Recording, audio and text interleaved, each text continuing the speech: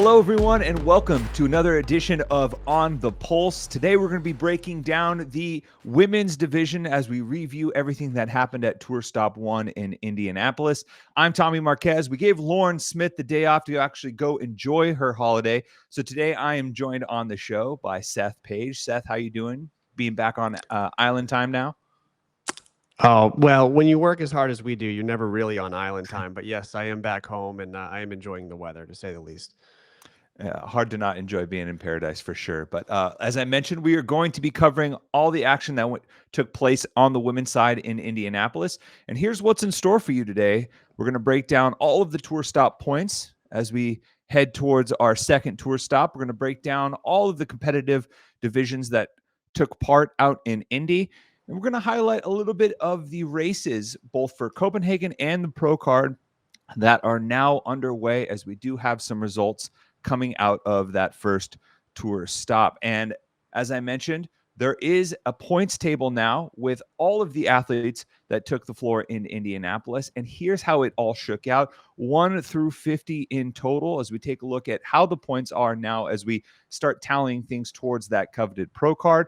And your athletes in the top 10 overall coming out of Indianapolis, spots 1 through 10, reflect spots 1 through 10 in the pro division at the leaderboard. Alex Gazan on top, followed by Danielle Brandon and a handful of UK athletes. And as we shift now to spots 11 through 20, you'll see Visa Gaffi, your top overall finisher that was not a signed pro coming into the weekend. Moving on now, spots 21 through 30, we'll see some athletes that did well in the qualifier, Andrea Solberg, and some signed pros down there towards the bottom, Emily Rolfe and Paige Semenza. And as we transition to 31 through 40, you'll see some of the Challenger Division athletes now making an appearance. Jennifer Muir out of the UK. She was your top overall finisher in the Challenger Division in Indianapolis, and she will be the top athlete hoping to make that jump from the Challenger Division up to the Pro Divisions once we make the jump to Mesa as well. Spots 41 through 50 round out the points table for every athlete coming out of Indianapolis. And as we shift our focus now to tour stop number 2, and I guess we should start at the top, right, Seth? I know there's some athletes that are unfamiliar seeing a 50 or even a 40 next to their name, but they're still very much in the points race as we start to refocus a little bit coming out of Indianapolis. Yeah, I mean, we see the usual suspects up near the top, although there have been some shifts, like people expect to see Laura Horvath on the podium, and she's not up there. But again, no reason to panic. Even if you're in the Challenger Division, there's still lots of points to be had. And so we're really just getting started, and people are just feeling out this new format after the first stop. So anything can happen, and I expect the next qualifier to shake up who we might actually see competing in the Pro Division, which will make a big difference in their potential for points. And you mentioned one athlete not being at the top, because the athlete at the top actually was none other than Alex Gazan. And it should maybe not come as much of a surprise, especially because a few of us, myself included, picked Alex to finish second. But the way she handled the pressure of being the leader after day number 2 is what really stood out. She was 5th after day 1. She moved up to first in day 2, just 10 points ahead. She decided to forego semifinals to focus on this first event. And the way she closed with a 2nd and 3rd place really highlighted another gear of her game, because really, let's be honest, she's in rarefied air now. When you look at the women's division over the last 5 years, there's only a handful of women, mainly Laura and Tia, that have been able to actually go out and win an event with a talent pool of this particular caliber. I think a lot of people were maybe waiting for Alex to kind of take that next step, considering that she hadn't quite made the podium as an individual at this caliber of competition. Now, not only did she make the podium, she makes it on top and walks away with a nice prize purse, as well as the maximum number of points heading into Tour Stop 1. But Seth, looking at the leaderboard, I know someone that stood out to you that also made it to the podium out of the U.S., and that's Danielle Brandon. Yeah, Danielle, she finished 2nd overall, 2nd in Tour Stop 1. She had a 2nd, 3rd, and 4th place finish in 3 of the workouts, which against that field is very, very challenging to do. I think a lot of people consider Danielle almost like a one-trick pony. They really only talk about her handstand walks. People are obsessed with how fast she walks in her hands, but have neglected other parts of her game. In particular, something that stood out to me is her ability to kind of win a foot race almost. She's not known for her running, yet she finished very high in workout one, which kind of put her on the leaderboard up there, and people were like, "Oh, okay, she's here to play this weekend."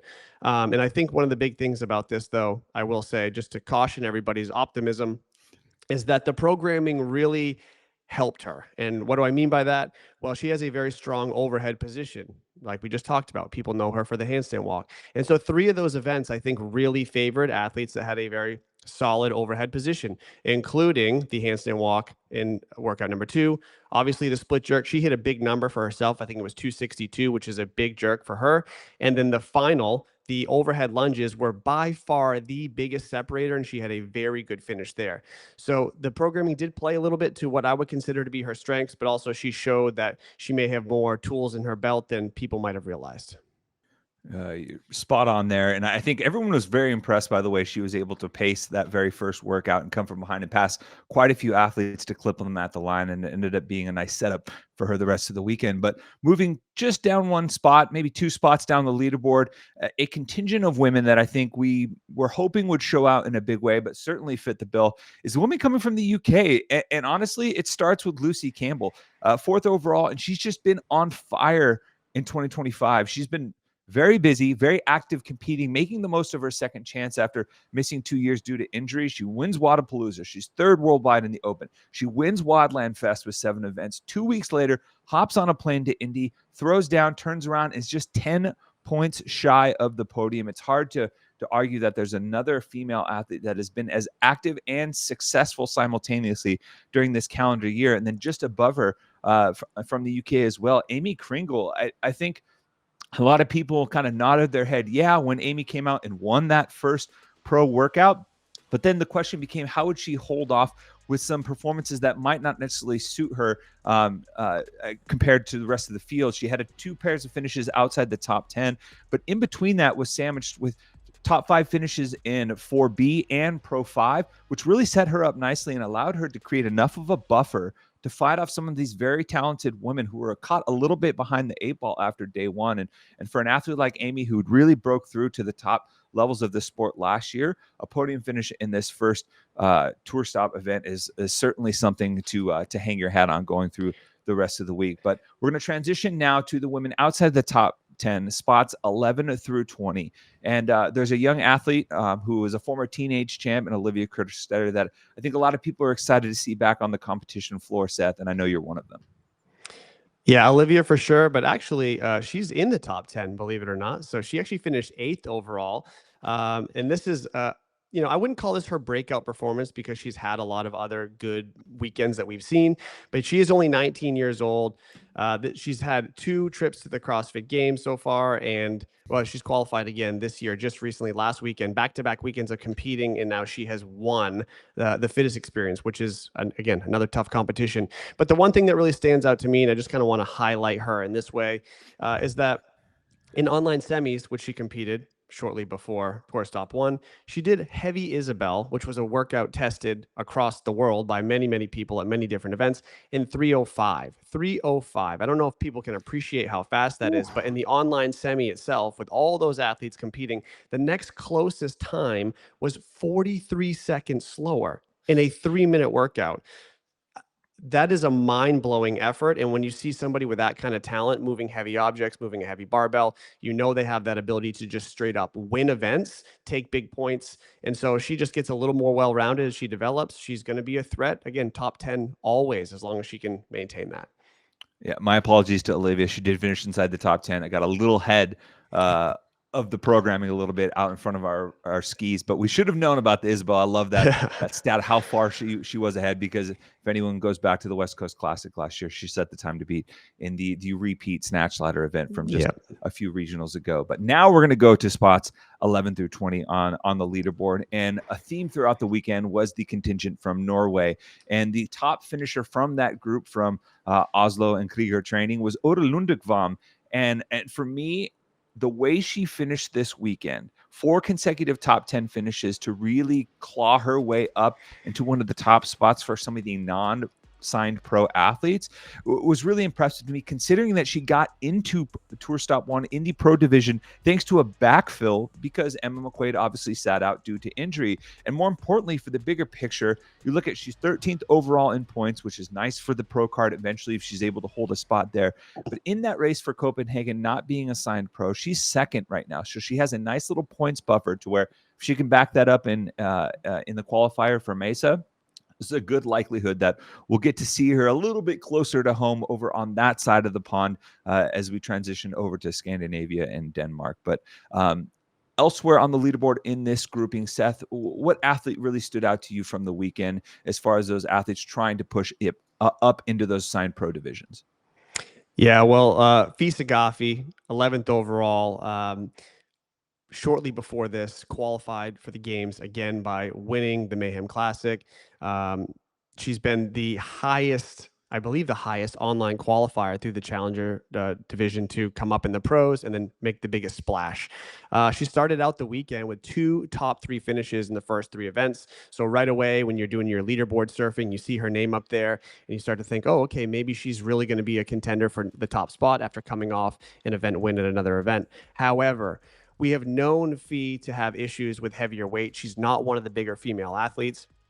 She did make a statement, though, in the front squat event, front squat workout number 3, by handling that barbell really well, finishing 3rd overall. But then you still see things happen like with the sandbag being a challenge, or the shorter, higher output workouts where she has to be able to spin a bike super fast, push a rower super fast. Those things are still lacking a little bit, and that's why she came back down the leaderboard.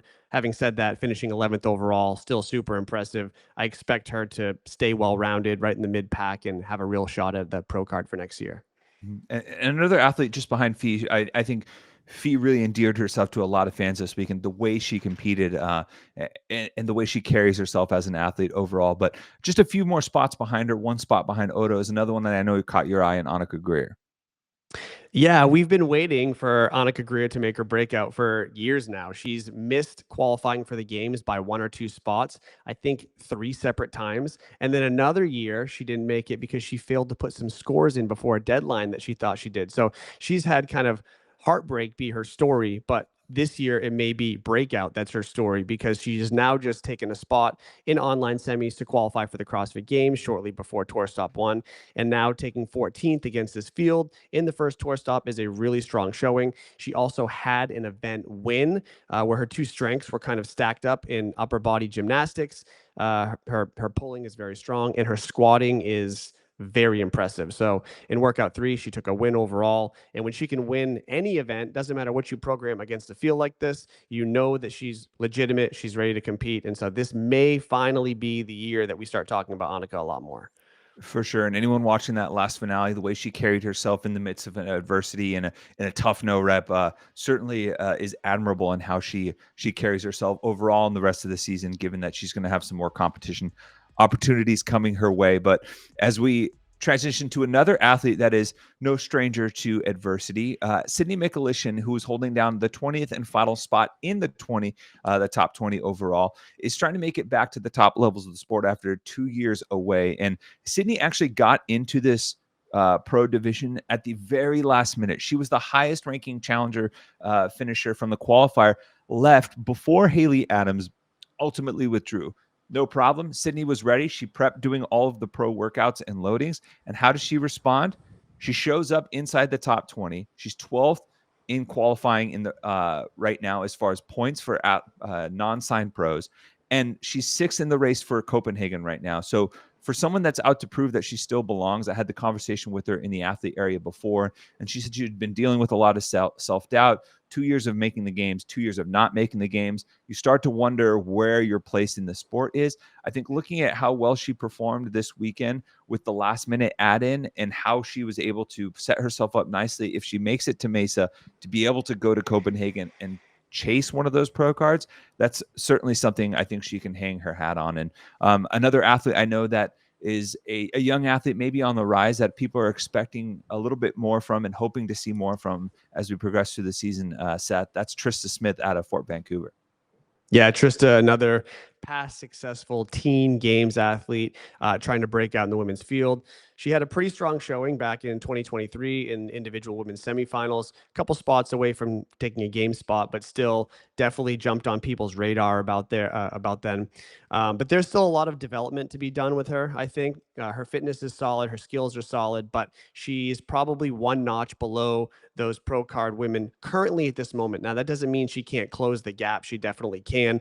She's part of CrossFit Fort Vancouver, which, that is head by Adam Neiffer, probably one of the best coaches in the competitive fitness space of all time. He's also currently Medeiros' head coach. So if anyone can kind of steer her in the right direction and get her going to have a breakout, it will be Adam.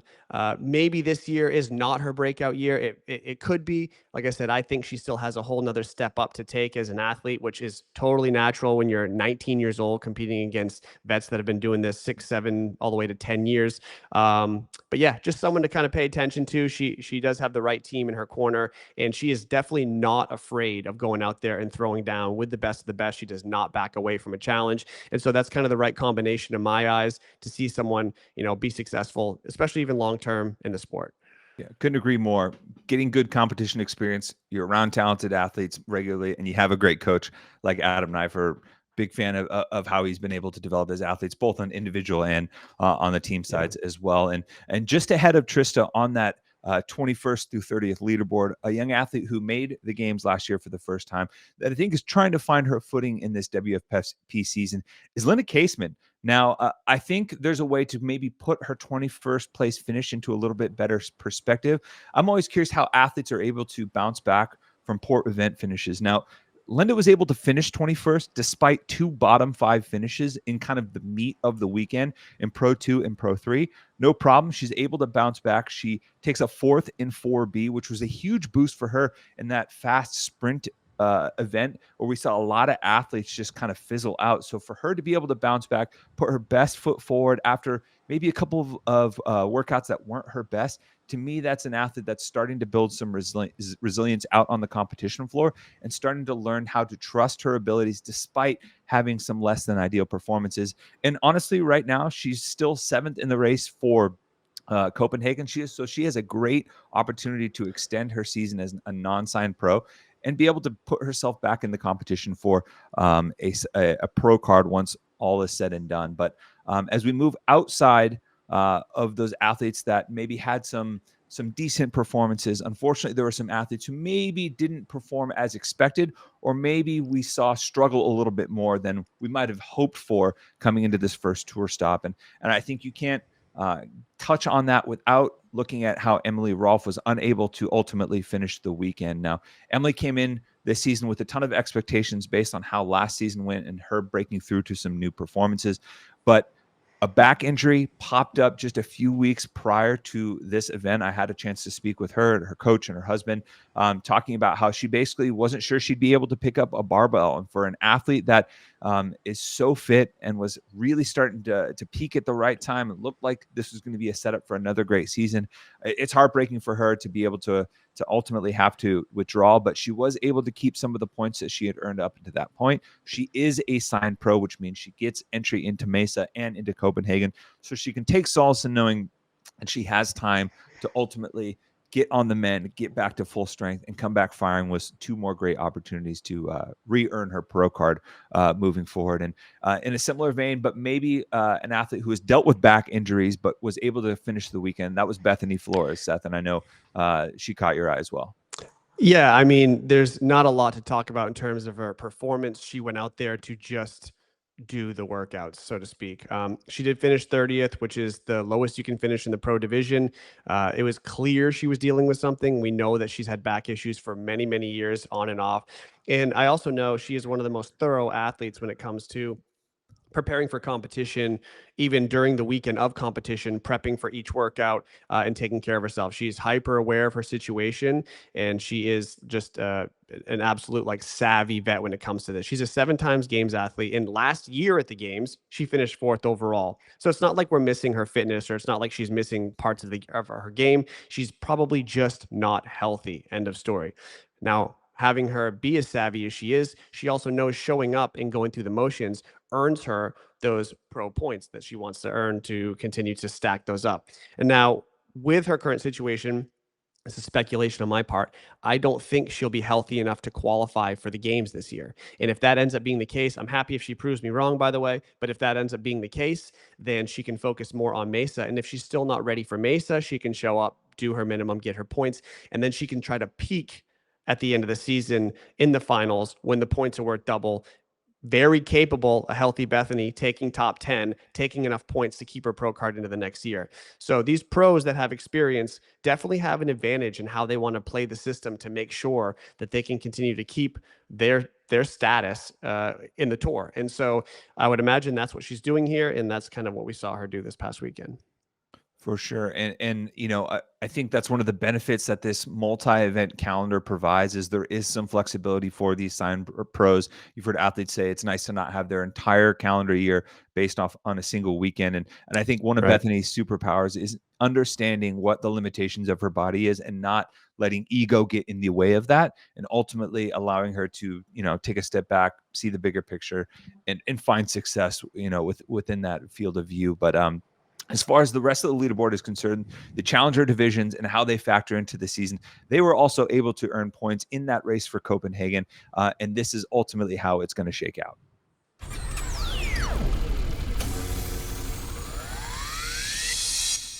As you see the points table on your screen, we've mentioned it before, the race for Copenhagen. When you take out the signed pro athletes who automatically have entry into the World Fitness Finals in Copenhagen, this is what the race shakes out to be.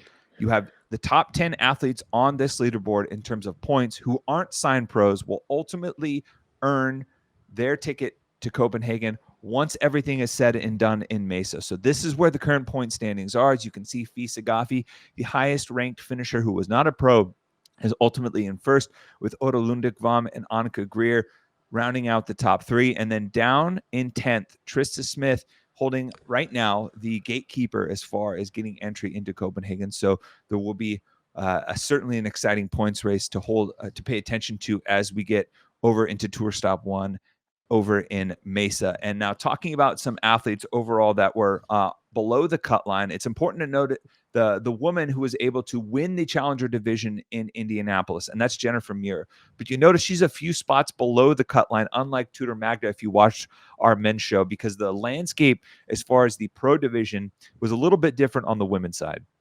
There were two athletes that ultimately had to withdraw from the pro division. That meant two more qualifier challengers were able to go up into the pro division, meaning that a higher percentage of the women competing as pros were not signed pros. Now, ultimately, that is going to change, hopefully, when we get to Mesa, as Haley Adams and Emma McQuaid are hopefully on the mend and able to compete. So that means fewer of the women ahead of Jennifer Muir right now on that race for Copenhagen will actually be able to make it back to the pro division and earn pro points for Mesa. So if Jen is able to work her way up to the pro division herself, she can take some solace in knowing she maximized her challenger points, and she will have the opportunity to unseat a few of those women over inside the top 10. But taking a look at the biggest picture as far as this first WFP season, it's the race for the pro card.